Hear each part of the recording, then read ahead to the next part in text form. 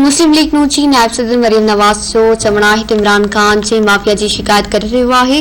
उहा संदसि साॼी ऐं खाॿे पासे आहिनि जिन 220 मिलियन फुरिया आहिनि ऐं संदसि रंधिणो हलाई रही आहे। वज़ीर आज़म ख़िताब ते रद्द अमल में मरियम नवाज़ चयो त इमरान ख़ान अॼु जेकी लफ़्ज़ ॻाल्हाया आहिनि हर लफ़्ज़ में नाकामी आहे ऐं पंहिंजे तोड़ी पीटीआई जे मुस्तक़बिल मां का उम्मीद न आहे। इहो सबब अवां लाइ अणटेर आहे।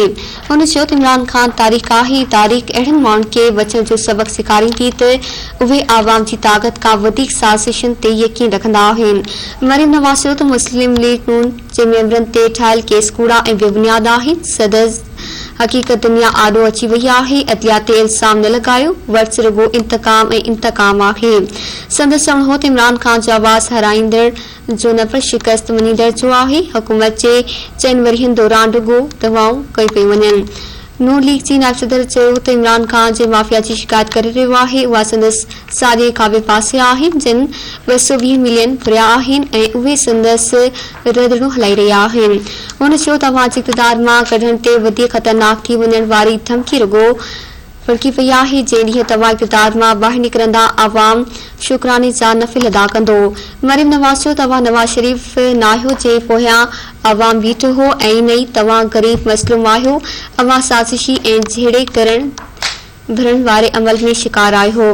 संदसि चवणो हो त इमरान ख़ान जे हाणे रोइण ऐं ड्रामो करण में को बि जवाज़ न आहे। सामान खणी हलियो वञे। नून लीग जी नायब सदर मरियम नवाज़ चयो त इमरान ख़ान जेतिरो इक़्तिदार में रहंदो आवाम ऐं पंहिंजे मसइले में वाधारो कंदो। अवां खे ज़िलत वारी शिकस्त खे मुंहुं ॾेई चुकायूं।